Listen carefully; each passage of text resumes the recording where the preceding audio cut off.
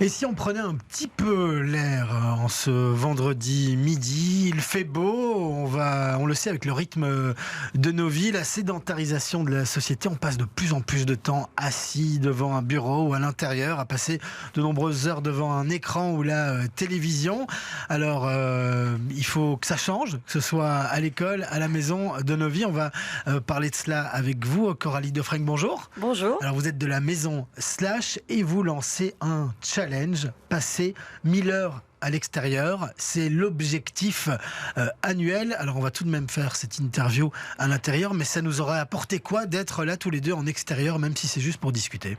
Je crois que ça nous aurait fait beaucoup de bien parce que je crois qu'il ne faut plus démontrer les effets bénéfiques du grand air. On le sait, que ce soit au niveau psychologique, au niveau physique.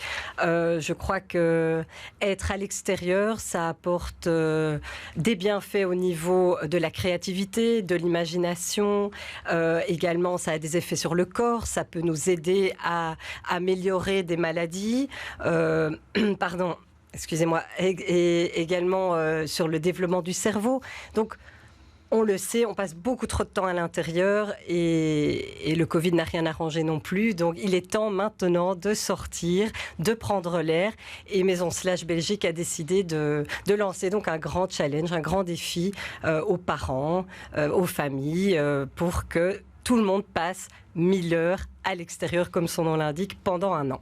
Alors, il faut répartir ça sur une année, Oui. On y arrive, mais là, au niveau de la période, on a un petit peu de chance aujourd'hui, parce qu'il fait plutôt beau, mais là, dans les prochaines semaines, les prochains mois à venir, même en hiver, il faut essayer de passer 3 heures dehors par jour, même avec ses enfants. Alors oui, puisque nous, notre objectif, c'est de motiver les gens.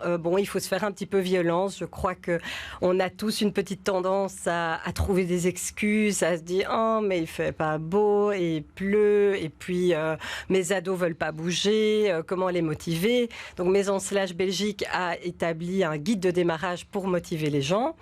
Nous avons mis à disposition également ce qu'on appelle un tracker, donc toujours un horrible mot comme je dis en anglais, mais tout simplement c'est un outil qui va comptabiliser les heures passées à l'extérieur. Alors ça peut se faire de manière digitale via un compte sur le site de Maison Slash Belgique, gratuit je le précise, et également une version papier un petit peu plus ludique pour les enfants qui peuvent compléter, noircir les cases après chaque heure passée à l'extérieur. Voilà, parce que si l'idée c'est de passer du temps à l'extérieur, mais qu'on passe du temps à analyser sur son téléphone combien de temps on a passé à l'extérieur, là on perd un petit peu quand même en efficacité. Voilà, mais bon. L'objectif, oui, c'est on a compris. Exactement Alors maintenant, on va essayer de rentrer un petit peu plus dans le concret, le quotidien des familles qui nous écoutent et qui nous regardent en ce moment. 3 heures sur une journée. Ouais, 2h45. Oui. Allez, disons 2h45 quand on se lève le matin pour déposer les enfants à l'école, qui passent beaucoup de temps à l'école et qu'on les récupère, eh bien il fait déjà un petit peu sombre et un petit peu froid. Est-ce que vous avez des conseils sur comment trouver le temps de ces 3 heures par jour? Déjà, j'imagine, on y reviendra après, mais il faut que l'école joue un rôle aussi là-dedans. Oui, également. Mais au niveau du quotidien, c'est quoi les astuces pour essayer de passer ces 3 heures d'heure par jour? Ça paraît beaucoup au final. Alors, ça paraît beaucoup. Je crois, évidemment, c'est peut-être un petit peu illusoire de penser qu'on pourrait atteindre les 2h45. Après, chacun a son propre planning personnel. Mais je crois qu'il faut surtout être créatif et essayer un maximum de se dire, bon, ok, on va remplacer la voiture par aller conduire les enfants à pied. On prend la trottinette, ou on va chercher les petits pains le matin pendant le week-end à pied. C'est sortir pendant sa pause de midi, c'est aller sortir son chien. En fait, les gens, je crois, restent un peu bloqués sur ce côté, ah oui, à l'extérieur, mais on y est vite à l'extérieur. Parce qu'en fait, sortir sur sa terrasse, j'ai envie de dire, s'occuper de son jardin, c'est aussi être à l'extérieur. Alors, toutes ces petites choses ensemble peuvent être comptabiliser et peut-être qu'on y arrivera. Oui, plus facilement que 3 heures, si on imagine 12 fois 15 minutes, ça paraît peut-être plus réalisable à différents moments de la journée. Est-ce que ça a aussi une valeur d'étaler ça sur la semaine? On sait que par exemple, que ce soit le mercredi après-midi ou le samedi ou le dimanche, il y a des enfants qui peuvent passer peut-être 7 ou 8 heures même sur la journée en étant dehors à certains moments de l'année. Est-ce que ça compense? Est-ce qu'on peut se dire, allez, on passe 15 heures sur le week-end en étant dehors, donc si on n'est qu'à 1 heure sur la semaine, c'est pas grave? Alors évidemment, on préférait qu'il y ait un contact avec l'air frais chaque jour, ce serait un petit peu plus équilibré. Mais après, finalement, le défi, chacun le fait comme il le sent. Il y a des enfants qui sont évidemment plus en contact avec la nature que d'autres. Je pense notamment au mouvement de jeunesse. Si on va faire du hockey en plein air, du foot, ce sont ces activités-là qui évidemment vont aider à remplir le défi.